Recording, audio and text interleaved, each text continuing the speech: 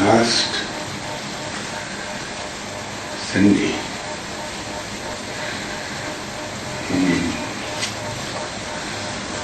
Tasawwuf,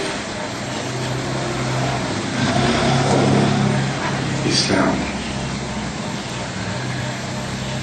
اسی سلسلے میں گفتگو کر رہے تھے. اس گفتگو کے دوران میں نے ایک کتاب کا حوالہ دیا تھا.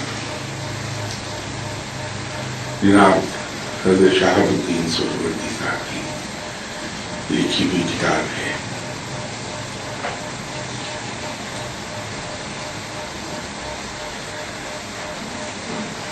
وہ کتاب درحقیقت کتاب نہیں بلکہ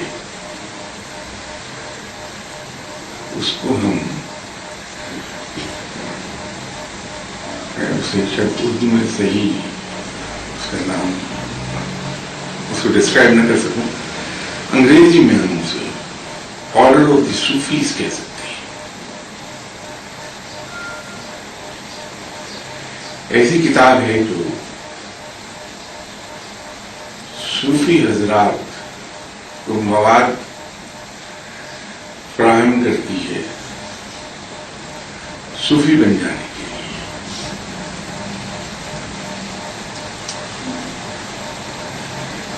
یہ لفظ صوفی ایک بار یہاں اسی جگہ کسی نشست کے دوران زیر بحث آ چکا.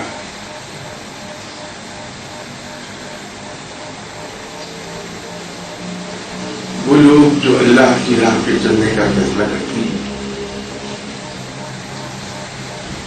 اور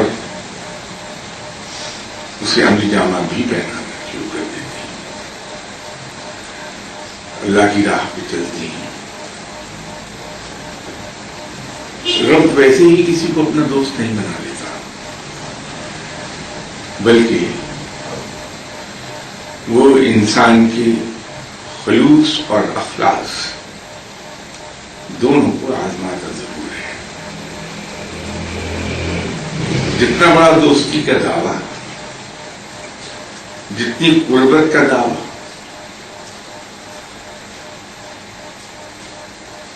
ٹیسٹ بھی اتنا ہی سخت. تو فقیر چونکہ دعویٰ کرتا ہے اللہ کے ساتھ ایسے تعلق کا جو آقا و غلام کے تعلق سے ذرا آگے ہے, وہ بندگی کا دعویٰ کر رہا کہ میں اللہ کا بندہ ہوں. تو جب کوئی شخص اتنا بڑا دعویٰ کرے گا کہ وہ اللہ کا بندہ ہے, تو پھر اس کا ٹیسٹ بھی سخت آئے گا اور اس کی ٹریننگ بھی اتنی ہی سخت ہوگی. اس لیے کہ ہم دنیاوی زندگی میں جان جاتے ہیں اپنے دوستوں کے ذریعے سے. اگر کوئی شخص کسی دوسرے آدمی کے بارے میں اندازہ کرنا چاہے کہ وہ شخص کیسا ہے تو اس کے دوستوں کو دیکھے.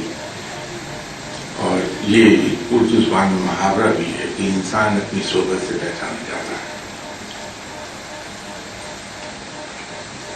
تو رب اپنے دوستوں کو ایک خاص معیار سے نیچے نہیں آنے دے گا, اس معیار پر رکھے گا. اس لیے کہ اللہ تعالیٰ تو مجموعہ صفات ہے,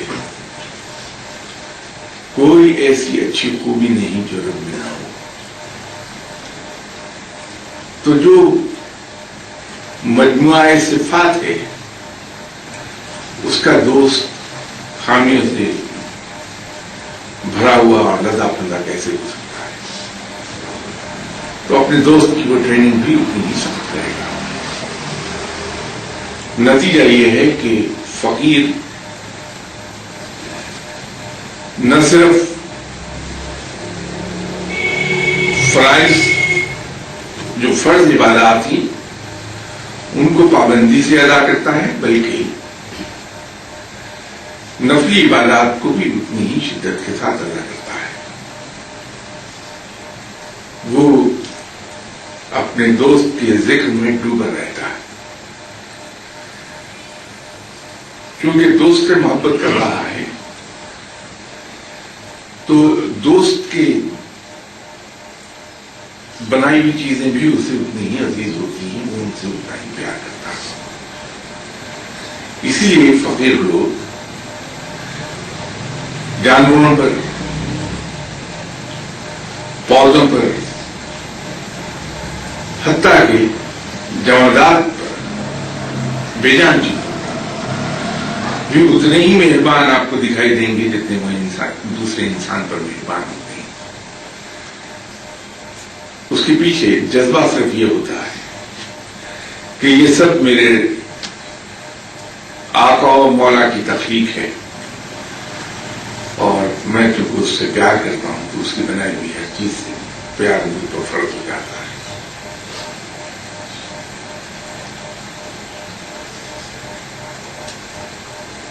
یوں فقیر اللہ کے دوسرے بندوں کے لیے باعث رحمت بنتا ہے بجائے باعث زحمت بننے کے، اور اس پروسیس میں وہ مشکلیں اٹھاتا ہے، تکلیف اٹھاتا ہے، دکھ اٹھاتا ہے۔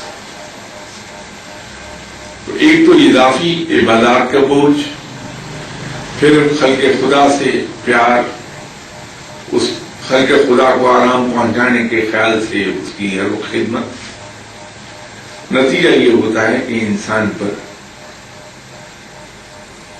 تکلیفوں کا بوجھ بہت بڑھ جاتا ہے، اور فقیر اس بوجھ تلے کچلا جاتا ہے۔ لیکن جب اس کی ٹریننگ مکمل ہو چکی ہے اور وہ ایک خاص مقام پر آتا ہے،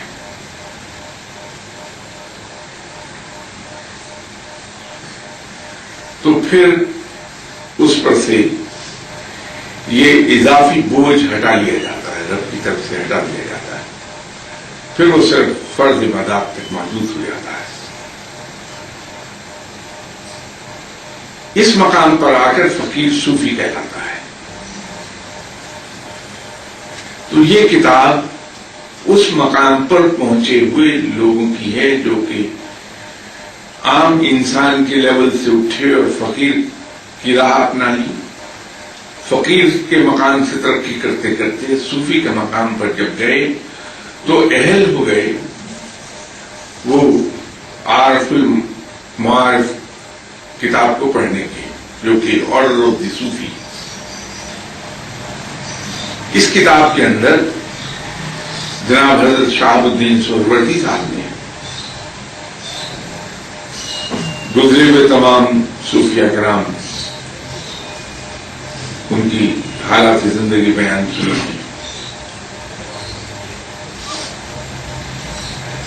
صوفیزم کے طور طریقوں کو بیان کیا ہے،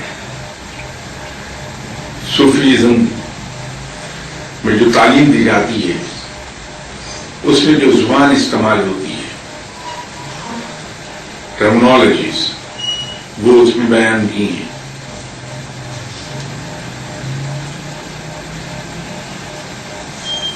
اور یوں آہستہ آہستہ یہ کتاب صوفی کو اس تعلیم کی طرف لے جاتی ہے جو در حقیقت اصلی شریعت ہے اسلام کی، اور صوفی اس شریعت پر پوری طرح عمل پیرا ہو جاتا ہے۔ 12 موقعوں پر یہاں میں نے عرض کیا کہ جناب حضرت بھائی عزیز بستانی رحمۃ اللہ علیہ صاحب نے فرمایا تھا کہ جو شخص ایک بھی سنت ترک کرتا ہے وہ ولایت کی خوشبو بھی کبھی نہیں پائے گا۔ اور سنت کیا ہے؟ شریعت کی عملی شکل ہے کہ آپ صلی اللہ علیہ وسلم کی حیات طیبہ عملی قرآن ہے۔ آپ صلی اللہ علیہ وسلم نے زندگی میں کوئی ایسا فعل نہیں فرمایا جو قرآن پاک سے باہر ہو۔ جو اللہ کے احکامات سے باہر ہو. تو یوں صوفیز اتباع شریعت کرنے لگتے ہیں.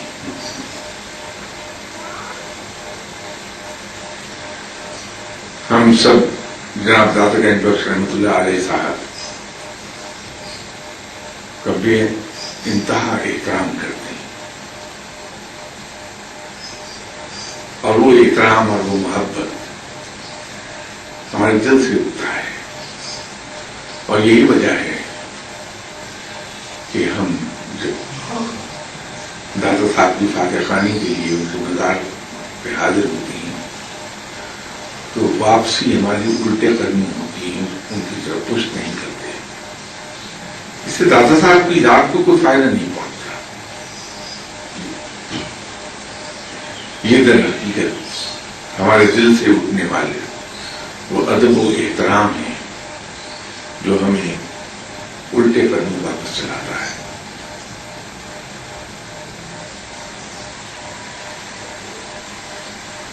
اس عقیدت اور محبت کے باوجود ہم میں سے بہت کم لوگ ایسے ہوں گے جن کو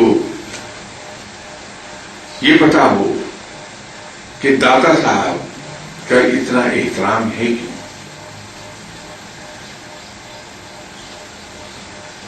دل میں پیدا ہوتا ہے ان کا احترام، اس میں تو شک نہیں، لیکن وہ دل میں احترام پیدا کیوں ہوتا ہے؟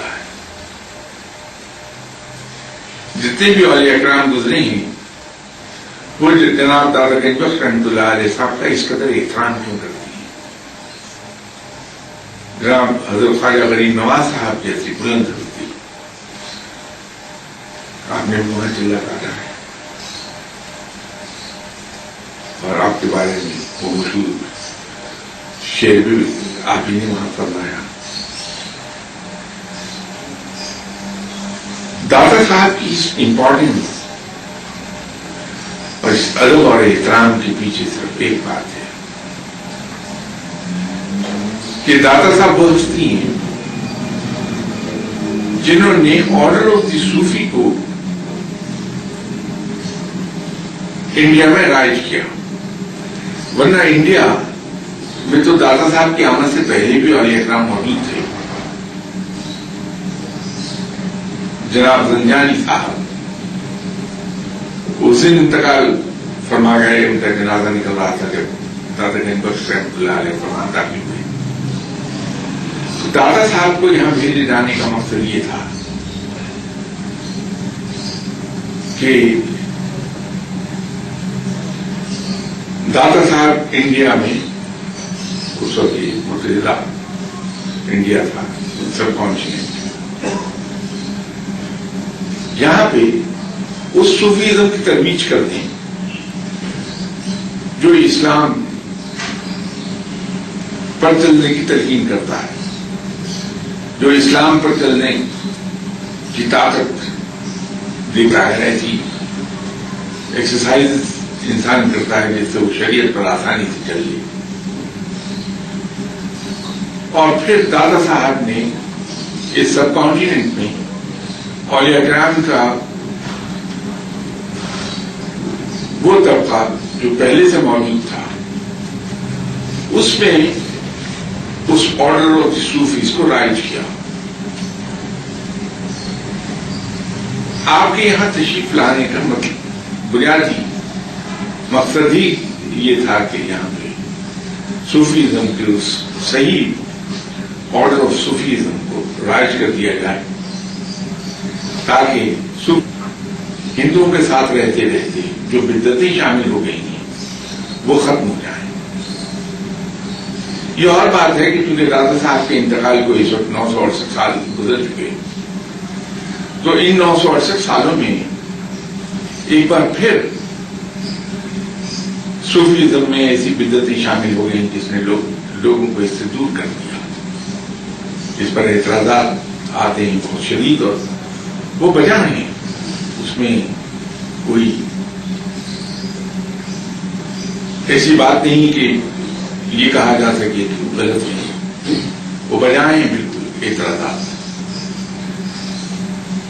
خود میری اپنی نظروں سے لوگ گزرے ہیں، میں نے دیکھا ہے جن کو ہم مستند صوفی مانتے ہیں کہ وہ مزار کے اندر داخل ہونے سے پہلے جو دروازے پر لڑکی ہوئی زنجیر ہے دروازے کو بولٹ کرنے کے لیے اس کو دروازے پر مارتے ہیں، کھٹکھٹاتے ہیں، دروازے پر نوک کر کے داخل ہوتے ہیں. یہ وہ بدعتیں ہیں جو ہندوازم سے آئی ہیں. لوگ احترام کا سجدہ کرتے ہیں جو شرک ہے، اس پر اعتراض کیا جانا چاہیے. مزاروں کو چننا، مزاروں کا طواف کرنا، یہ سب وہ چیزیں ہیں جن پر اعتراض ہے اور وہ بجا ہے. ہم لوگ ہندو مذہب کے لیڈر سر ان تمام کاموں کی طرف چلے گئے. یہ نہیں ہونا چاہیے. دادا صاحب نے انہی آرائشوں کو صاف کیا تھا. اس کتاب میں ان ٹرمینالوجیز کو واضح کیا ہے اور اس کے ساتھ ساتھ ایک اور مزے کی چیز ہے کہ صوفیہ کرام جو کسی مقام پر پہنچے ہوئے ہیں، دو صوفی جب آپس میں گفتگو کرتے ہیں تو سائفر لینگویج ہوتی ہے.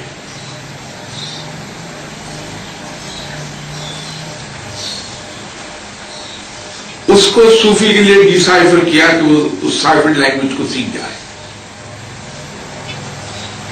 تو سائفرنگ اینڈ ڈیسائفرنگ اسی بک کے اندر موجود ہے.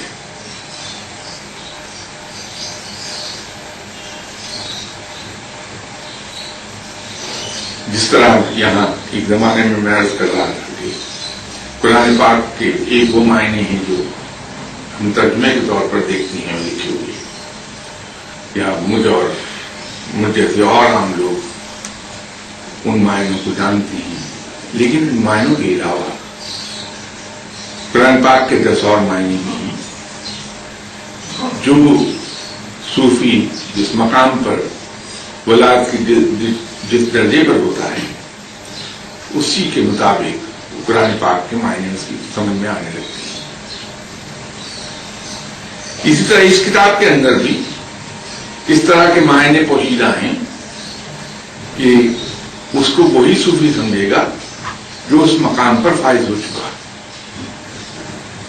اگر مجھ جیسا ایک عام آدمی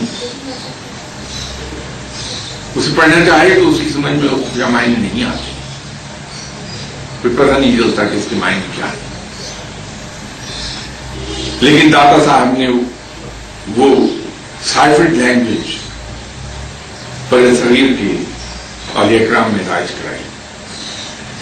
تو داتا صاحب کی یہاں آمد کا اس تمام چیزوں کو ایکسپلین کرنے کا میرا مقصد یہ تھا کہ داتا صاحب کی اہمیت کو ہم صحیح سمجھ سکیں.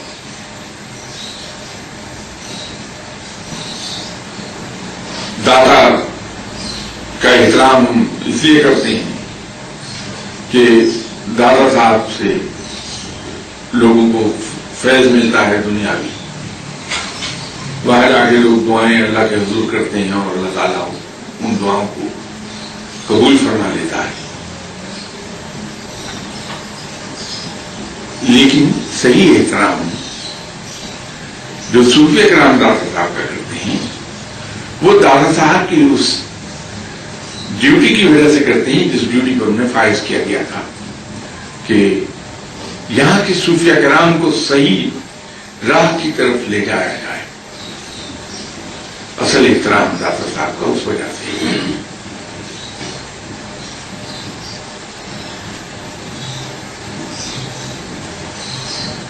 یہ جب دعا کی بات چلی ہے تو میں اگر کہ اس کا اس موضوع سے کوئی تعلق نہیں، لیکن میں ایک چیز عرض کرنا چاہتا ہوں آپ کی خدمت میں.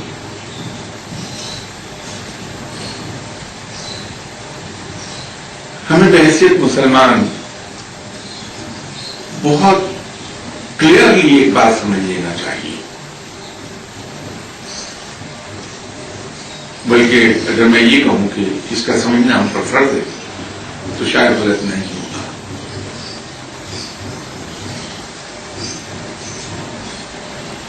رب تعالی صرف اور صرف ان لوگوں کو پسند کرتا ہے جو آمادہ بعمل رہتے ہیں، جو جدوجہد کرتے ہیں، ایفرٹ کرتے ہیں.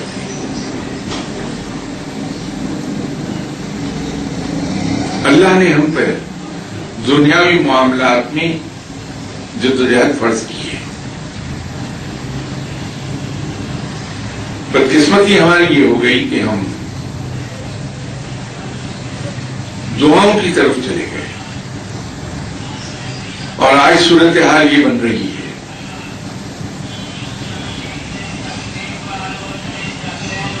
کہ یہاں تک ہم دعا کراتے ہیں.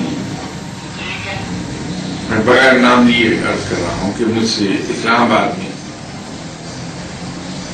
ایک خاتون نے دعا کے دوران، ان کے ساتھ ان کے 5 بچے بھی تھے، اور مجھ سے انہوں نے کہا کہ شاہ صاحب میرے بچوں کے سر میں جوئیں پیدا ہو گئی، دعا کیجیے کہ یہ جوئیں مر جائیں. اب اگر ہم بے عملی کے اس مقام پر پہنچ جائیں تو پھر قانون فطرت کے ساتھ کے تحت جو لا آف نیچر کام کرتا ہے، ہمارے ساتھ وہی سلوک ہونا چاہیے جو آج دنیا میں ہو رہا ہے.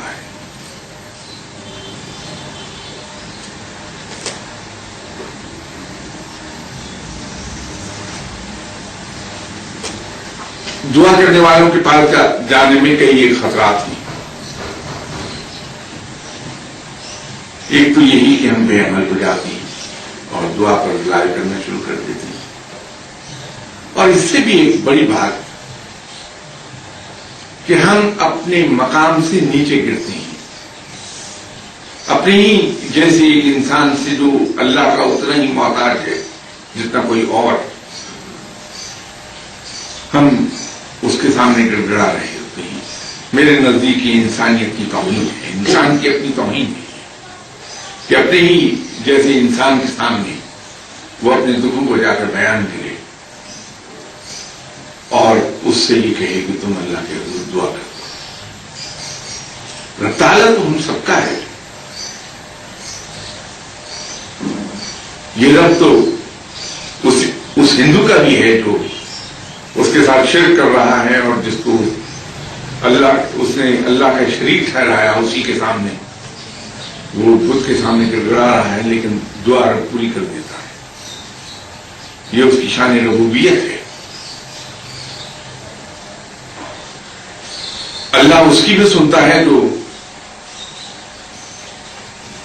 کس پیغمبر کو اس کا بیٹا ٹھہراتا ہے، ان کی بھی سنتا ہے. رب تعالیٰ اور تو اور مجھ جیسے گناہگاروں کی بھی سن لیتا ہے. تو آپ لوگ تو بڑے بھلے آدمی ہیں. براہ راست رب کے حضور کیوں نہ عرض کیا جائے کہ وہ ہماری مدد کرتے ہیں. اپنے جیسے انسان کے سامنے ہم کیوں گڑگڑا.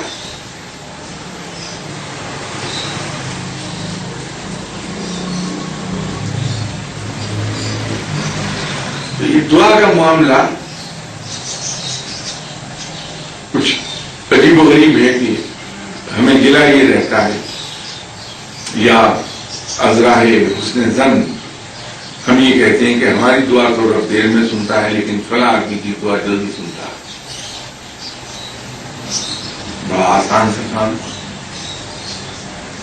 یہ دیکھ لیا جائے کہ اگر ہمیں یہ وہم ہے کہ کسی کی دعا اللہ جلدی سنتا ہے اور کسی کی دیر سے، تو اس کو کیوں نہ دیکھ لیا جائے کہ اس کی اللہ دعا کیوں جلدی سن لیتا ہے. وہ نسخہ میں عرض کر دیتا ہوں آپ کے سامنے. آپ اپنے لیے دعا نہ مانگیے، دعا مانگنا چھوڑ دیجیے. اپنے بدترین دشمنوں کے لیے دعا مانگیے. جو اللہ سے آپ اپنے لیے چاہتے ہیں آپ اپنے دشمنوں کے لیے اللہ سے مانگنا شروع کر دیجیے کہ یا اللہ فلاں شخص تو یہ مت کہ یہ میرا دشمن ہے، یا اللہ فلاں شخص مشکل میں ہے، تو مہربانی فرما اس پر رحم کر دے اور اس کو اس مشکل سے نکال دے. یا اللہ فلاں شخص آج کل تندرستی کا شکار ہے، اس پر تو مہربانی فرما اور اس پر رزق وسیع کر دے. کہ اپنے بدترین دشمنوں کے لیے دعا مانگی اور بڑے خلوص اور محبت کے ساتھ مانگی.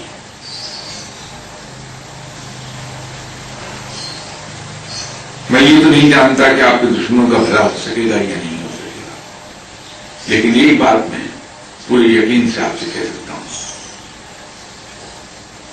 اللہ آپ کا بھلا کر دے گا. وہ جس شخص کے بارے میں آپ کو وہم ہے کہ اللہ اس کی بڑی جلدی سنتا ہے بات، وہاں ٹرک صرف اتنا ہے کہ وہ اپنے لیے دعا نہیں مانگ رہا بلکہ خلق خدا کے لیے دعا مانگ رہا ہے. وہ دوسروں کے لیے بغیر کسی لالچ اور بغیر کسی غرض کی دعا مانگ رہا ہے. تو چونکہ اس میں غرض اور لالچ شامل نہیں ہے اس لیے اس میں خلوص ہے. اس کا وہ اخلاص اس کو اس قابل کر دیتا ہے کہ رب تعالیٰ اس کی دعا جلدی سننے لگتا ہے.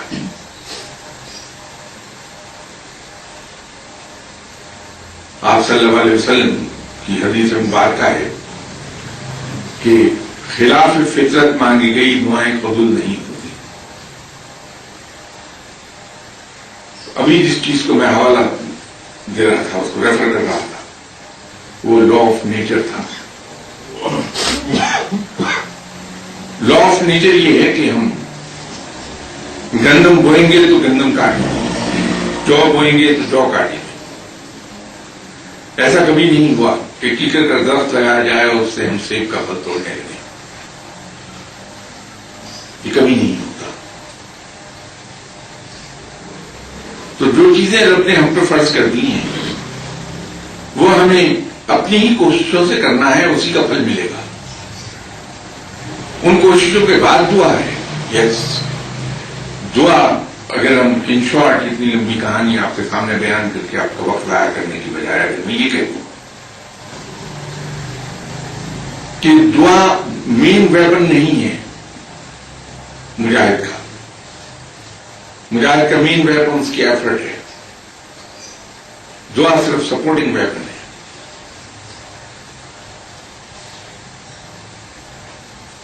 لیکن جب انسان یہ رویہ اپنا لے کہ جدوجہد جو ہم پر فرض کر دی گئی ہے ہم اسے بھلا دیں اور رلائے کریں دعاؤں پر، تو نتائج ایسے ہی برآمد ہوتی ہیں جو برآمد ہو رہے ہیں. تو ہمیں وہ لائن ڈرا کرنا ہوگی کہ کس جگہ جا کے انسان بے بس ہو جاتا ہے اور اس کی ایفرٹس کی حدود ختم ہو جاتی ہیں. ایک بڑا کلیئر کٹ لائن ڈرا کی ہے رب تعالیٰ نے کہ اللہ نے ہمیں جو ذہنی اور جسمانی صلاحیتیں عطا فرمائی ہیں، جو عقل دانش عطا فرمائی ہے، جو علم ہمیں عطا فرمایا ہے، ہم ان سے بھرپور طریقے سے کام لے کے پوری قوت کے ساتھ محنت کریں. اور جب ہم اپنی دانش میں پوری قوت سے محنت کر چکے ہوں تو وہاں آ کے ہمارا فرض ختم ہو گیا. اب اس کے آگے رب تعالیٰ کی رحمت کی حدود شروع ہو جائے گی. تو جب ہم مطمئن ہو جائیں کہ ہم نے بھرپور طریقے سے کوشش کر لی ہے تو اللہ کے حضور دعا کر دیں کہ یا باری تعالیٰ تو نے جو کچھ مجھے ذہنی اور جسمانی صلاحیتیں عطا فرمائی تھیں، جو تو نے مجھے عقل و دانش عطا فرمائی تھی، میں نے اپنے تئیں اپنی سمجھ کے مطابق ان سے بہترین کام لے کے جدوجہد کر لی. اس کا پھل دینا تیرے ذمے ہے. تو اپنی رحمت مجھ پہ فرما دے اور مجھ سے رحمت کا معاملہ کر دے اور مجھے میری اس محنت کا بہترین صلہ عطا فرما دے. لیکن اس کے بعد ایک اور امتحان انسان کا شروع ہو جاتا ہے. ہم گرچہ یہ کہتے تو ہیں کہ رب مالک ہے، رب کے حضور کوئی سفارش نہیں کر سکتا جب تک کہ وہ نہ چاہے. ہم یہ کہتے ہیں کہ رب وہ کرتا ہے جو وہ چاہتا ہے، اس کا ہاتھ پکڑنے والا کوئی نہیں، اور یہ سچ ہے. لیکن یہ سب کہنے کے بعد رب تعالیٰ کو سجیسشنز ہم دیتے رہتے ہیں. ایک طرف تو میں یہ کہوں گا کہ یا اللہ تو بہتر جانتا ہے کہ میرے لیے کیا اچھا اور کیا برا. یا اللہ تو ہمیشہ وہ کرتا ہے جو میرے حق میں بہتر ہوتا ہے. یا اللہ تجھے ازل سے ابد تک تمام معاملات کا علم ہے اور میں بالکل اس معاملے میں نابینا ہوں. میری بہتری کس میں ہے اور میری خرابی کس میں ہے وہ تو جانتا ہے، میں نہیں جانتا. لیکن اگلے ہی میں اسے یہ کہہ رہا ہوں کہ یا اللہ میری ٹرانسفر لاہور کر دے کیونکہ وہ میرے لیے اچھا ہے.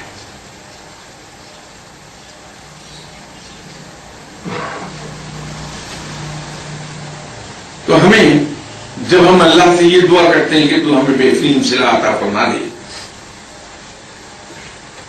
تو پھر وہاں سے جو نتیجہ آ جائے ہماری جدوجہد کا اور محنت کا، اس کو نہایت خوش دلی کے ساتھ ہم قبول کر لیں. اور وہ جو حضرت علی کرم اللہ وجہہ نے مومن کا معیار سیٹ کیا تھا اور اپنی زندگی کا ایک بنیادی اصول بیان فرمایا تھا حضرت علی کرم اللہ وجہہ نے کہ جب مجھے کوئی چیز عطا ہوتی ہے رب کی طرف سے تو میں سجدہ شکر بجا لاتا ہوں کہ تو نے مجھے اپنی یہ نعمت عطا فرما دی. اور جب کوئی چیز مجھے نہیں ملتی تو میں سجدہ شکر بجا لاتا ہوں کہ یا اللہ یہ چونکہ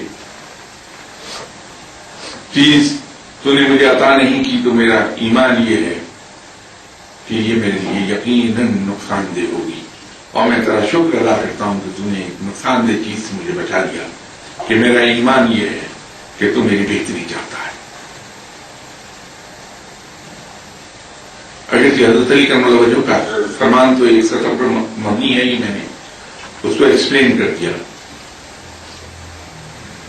تو ہمیں پھر اس پر عمل کر لینا ہوگا کہ جو مل گیا اس پر بھی سجدہ شکر ادا کر دیا، اور جو نہیں ملا محنت کے باوجود اس پر بھی سجدہ شکر ادا کیا کہ یا اللہ تو نے مجھے نقصان دہ چیز سے بچا دیا. تو جب اس مقام پر ہم آ جائیں گے تو ہمیں ذہنی سکون اتنا ہو جائے گا کہ ہم بدترین صورتحال میں بھی ہنستے ہوئے دکھائی دیں گے. قیامت آ رہی ہوگی اور ہم کہہ کے لگا رہے ہوں گے. اس لیے اپنے رب پر بھروسہ اس درجے کا ہے کہ جو قیامت آ رہی ہے یہ بھی کہیں ہمارے ہی فائدے میں ہے، اور فائدے کی چیز ملنے پر ہمیشہ انسان خوش ہوتا ہے.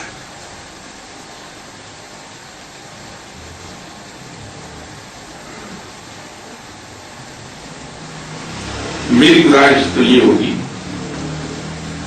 کہ ہم اپنے ہی جیسے محتاج بندے جو اللہ کے اتنے ہی محتاج ہیں جتنے کہ کوئی اور، ان کے پاس دعا کے لیے نہ جائیں، بلکہ خود اپنے رب کے حضور گڑ گڑائیں کہ وہ سب کا مالک ہے. یہاں شاید کچھ لوگوں کے ذہن میں ایک سوال اٹھے کہ دعا کے لیے دوسرے کو کہنا تو سنت ہے،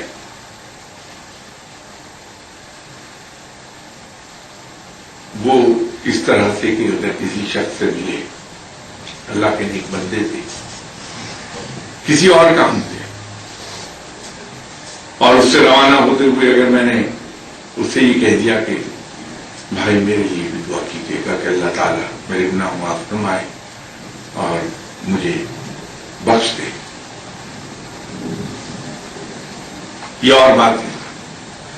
لیکن چل کے جانا اور گھنٹوں انتظار کرنا کہ میں اپنی باری پر جاؤں اس شخص کے پاس اور جا کے دعا کراؤں وہ اور ہے. میں یہ دوسری صورتحال سے کہہ رہا ہوں.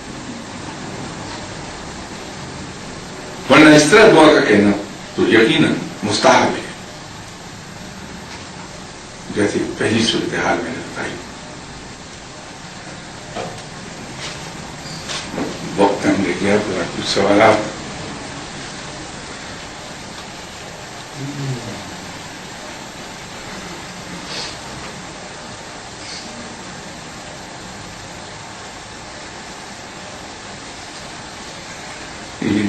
لاسٹ سنڈے اس پر بات ہو رہی تھی کہ کسی صاحب نے حضرت عمر فاروق رضی اللہ تعالیٰ عنہ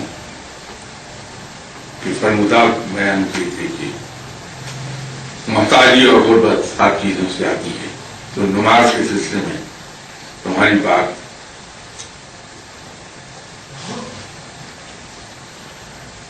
کافی تفصیل سے ہو گئی تھی لاسٹ سنڈے. اس میں دوسرا فرمان حضرت عمر فاروق رضی اللہ تعالیٰ عنہ کا یہ ہے کہ کھڑے ہو کر پانی پینے سے، گرچہ حضرت عمر فاروق رضی اللہ تعالیٰ عنہ نے یہ فرمایا 1400 سال پہلے، جبکہ ابھی کلینکل سائنسز اناٹمی بہت زیادہ ابھی انٹروڈیوس نہیں ہوئی تھی. لیکن اس وقت بھی حضرت عمر فاروق رضی اللہ تعالیٰ عنہ نے اپنے اللہ نے انہیں عطا فرمایا تھا علم لدنی کے ذریعے سے تو یہ بات فرمائی. آج سائنس نے یہ ثابت کیا کہ جو انسان کھڑے ہو کر پانی پیتا ہے عام طور پر اس کے گھٹنوں میں درد شروع ہو جاتی ہے، اس لیے کہ گریویٹیشنل فورس جو پانی کا گریویٹیشنل فلو ہے وہ انسان کے ٹانگوں کی طرف ہوتا ہے اور وہ واٹر ریٹینشن کا سبب بنتا ہے. اس سے گھٹنوں میں درد.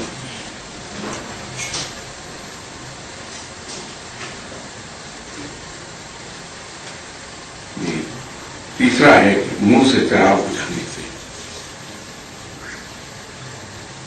دیکھیے یہ تو سائنس نے اس طرح سے بیان کر دیا اور اتنی دیر سے بیان کر رہی ہے کہ وہ بچہ جو کلاس 5 میں پڑھتا ہے اس کو بھی معلوم ہے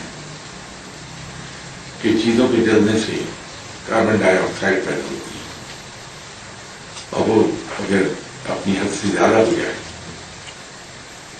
تو انسانی صحت کے لیے نقصان دہ ہوتی ہے.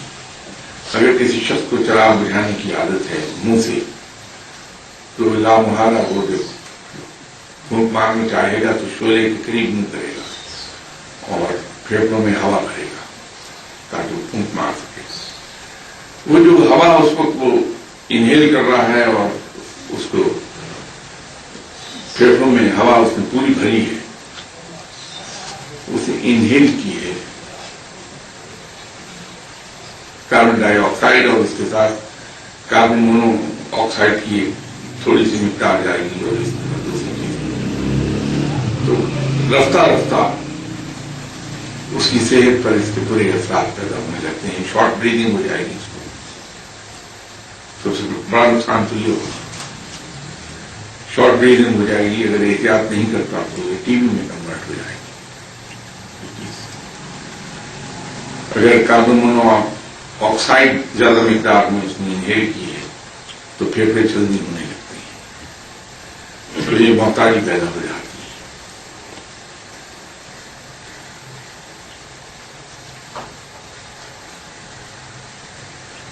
آستین یا دامن سے منہ صاف کرنے سے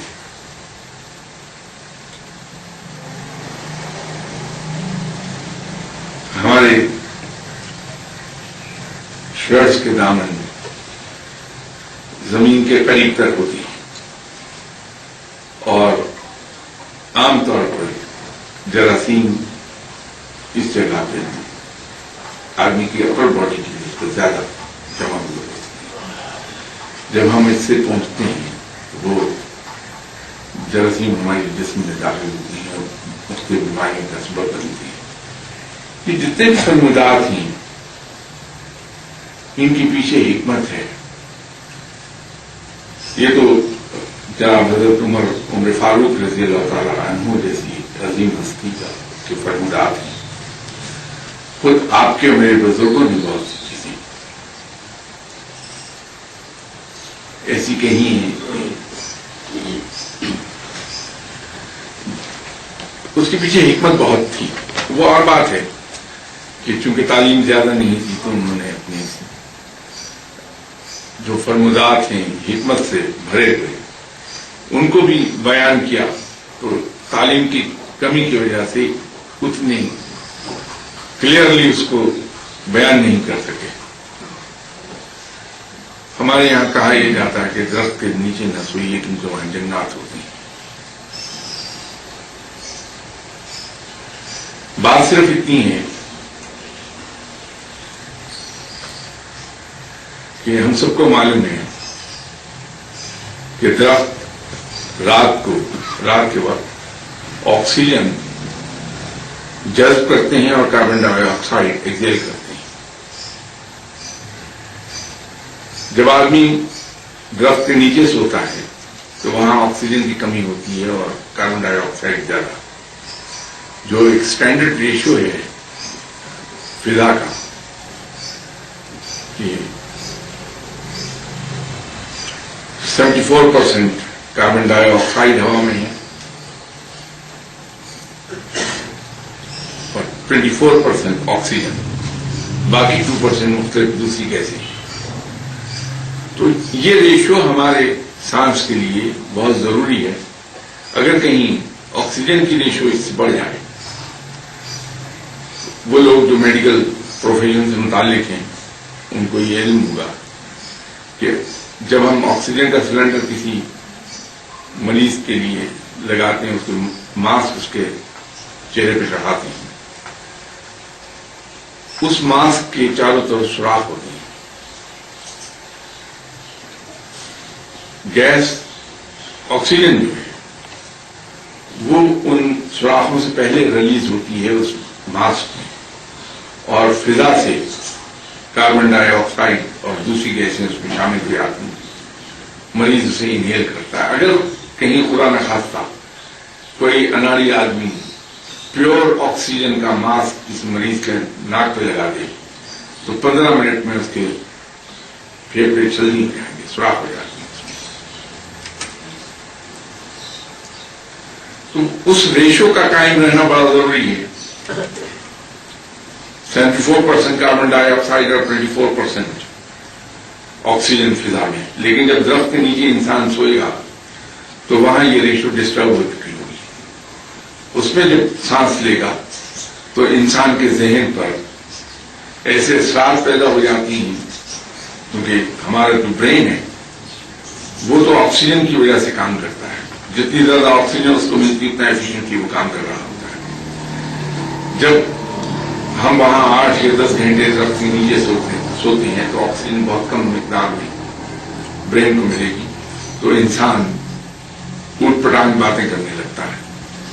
اور چونکہ اس زمانے میں تعلیم تو تھی نہیں تو لوگ اسے محمول کرتے تھے اس بات پر کہ اس شخص پہ جن آ گیا. حالانکہ انسان پر جن کیا آئے گا, انسان تو سب سے بڑا خود جن ہے. چھوٹا جن بڑے جن پر کیسے قابض ہو جائے گا؟ انسان سے بڑا جن کوئی نہیں. اور نہ جنات کے پاس اتنی فرصت ہوتی کہ وہ کسی انسان پر جا کے قبضہ کر لیں. یہ سب توہمات ہیں. میں 27 سال سے یہاں بیٹھا ہوں. آن ایوریج 1000 آدمی ہر ہفتے مجھ سے ملتا ہے.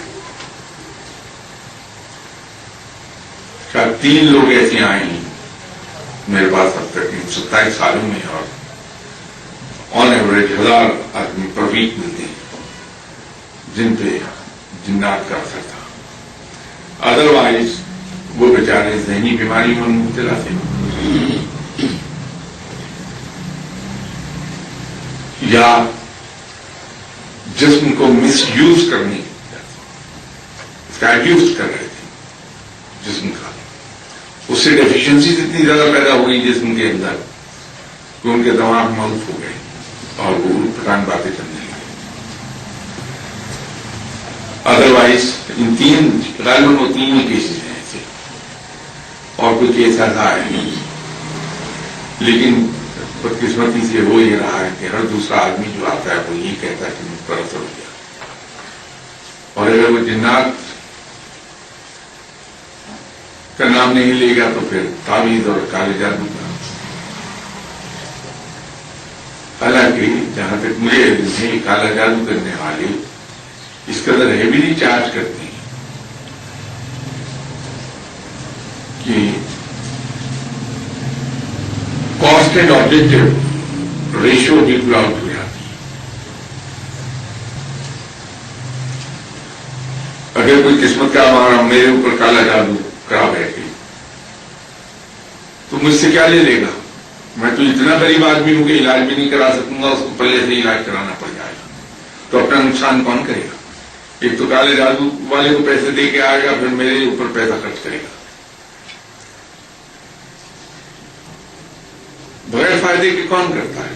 ہم میں سے کون ایسا ہے کہ اس پہ کالا جادو کوئی کر دے اور اس کی ذات سے کسی کو اتنے بڑے فائدے ہو جائیں کہ وہ جسٹیفائی کر دیں اس خرچ کو اور ٹائم کو جو اس نے اس میں صرف کیا ہے. یہ سب وہم پھیلائے ہیں ان لوگوں نے جو اپنی دکانداری چلانا چاہتے ہیں. ادروائز ان 27 سالوں میں شاید 13 یا 14 لوگ ہوں گے کالے جادو کے مارے ہوئے جو آئے میرے پاس.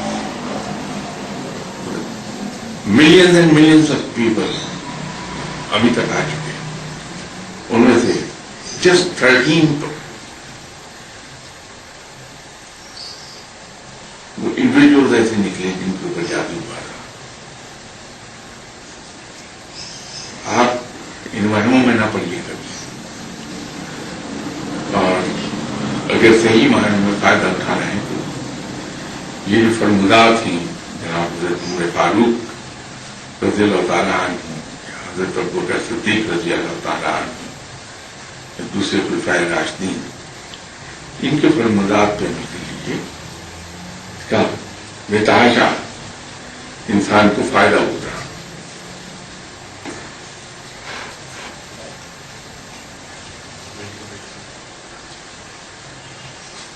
یہ کسی صاحب نے سوال کیا ہے کہ خدا ایک پوشیدہ خزانہ تھا, اس نے چاہا کہ میں پہچانا جاؤں, کوئی مجھے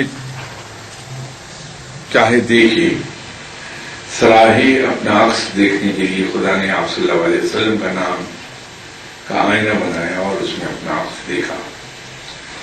سوال یہ ہے کہ جس آئینے میں اپنا عکس دیکھنے کے لیے خدا نے دنیا بنائی تھی وہ آئینہ تو اسے کب کا مل چکا, اب وہ کیا چاہتا ہے؟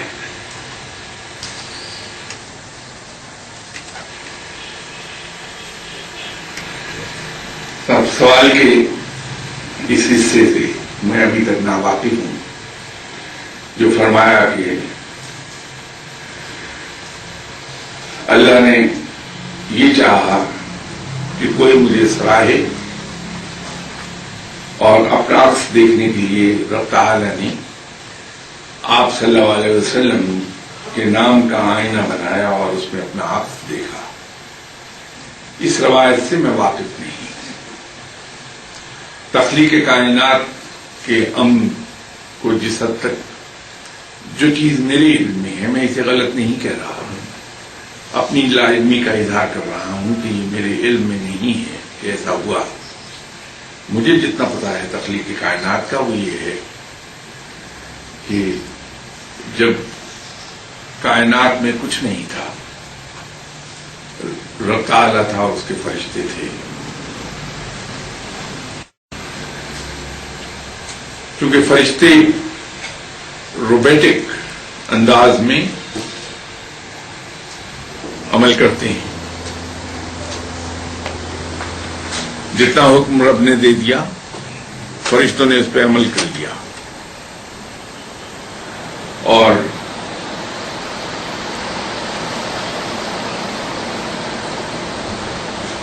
وہ اپنا مائنڈ اپلائی نہیں کرتے کسی قسم کے حکم پر، کسی قسم کی انسٹرکشنز پر، صرف وہ حکم اور انسٹرکشنز کو فالو کرتی ہیں۔ تو رب نے یہ چاہا کہ وہ کوئی ایسی مخلوق تخلیق کر لے جس میں اس کی صفات کا عکس موجود ہو، اور جس سے یہ جانا جا سکے کہ ایک رف آئیڈیا مل سکے کہ رب کیسا ہوگا۔ تو رب تعالیٰ نے انسان کو تخلیق کیا اور انسان کی فطرت میں اپنی اکثر صفات کا ایک عکس رکھ دیا۔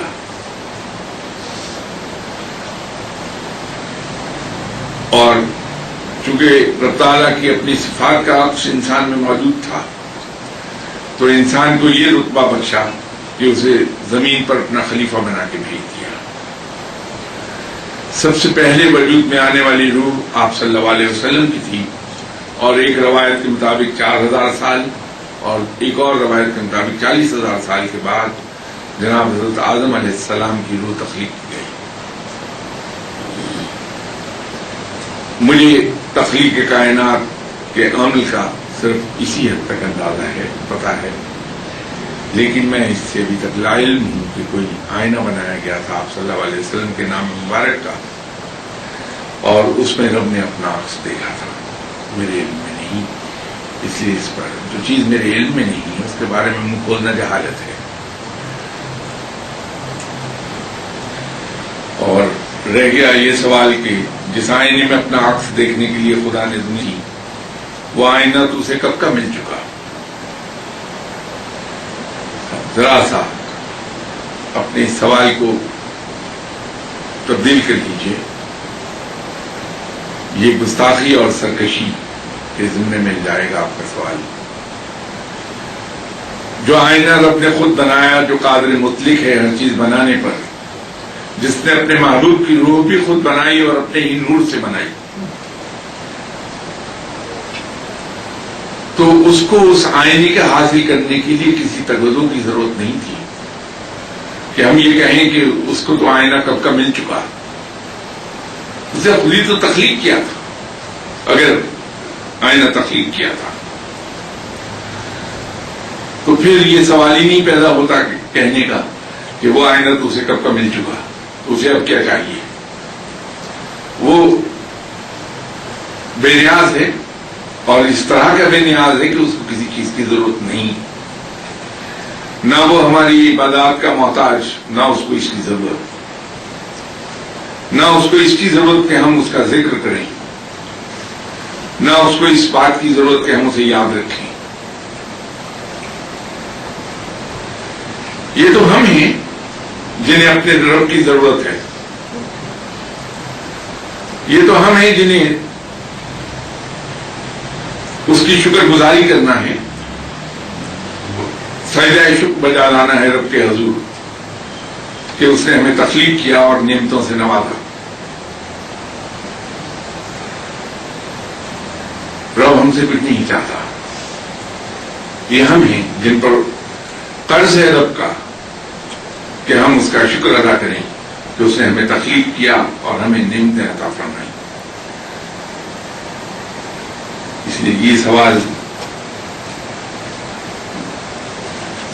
اس کو تھوڑا سا آئندہ جب بھی آپ یہ سوال کریں کسی سے، اسے تبدیل کر لیجیے گا۔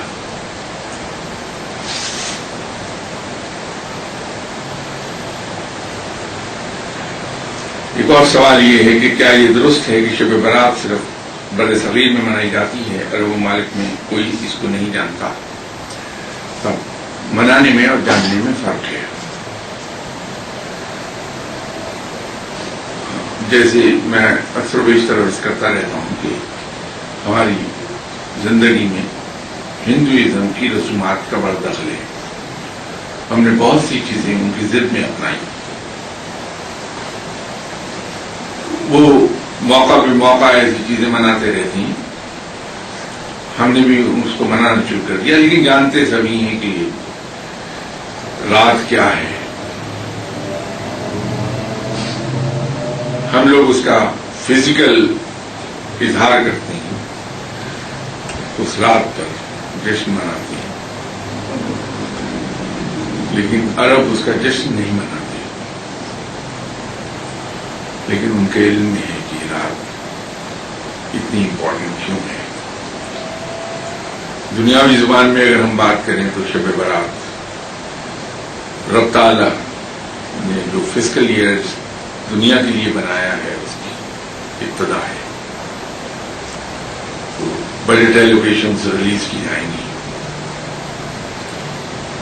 اس روئے زمین پر بسنے والے انسانوں کی زندگی اور موت کا فیصلہ کیا جائے گا کہ کس کو اس دنیا سے اٹھ جانا ہے اگلے سال میں، اور کون سی نئی روحیں اس دنیا میں آئیں گی. یہ فیصلے کیے جاتے ہیں اس رات میں.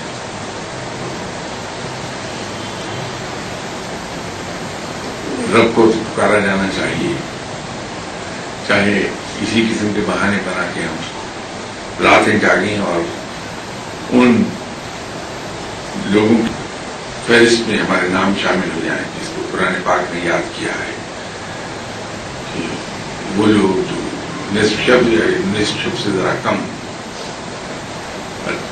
اللہ کی یاد میں جاگتے ہیں. اگر اسی بہانے ہمارا نام بھی ان لوگوں میں شامل ہو جائے تو بڑی خوش نصیبی جانو.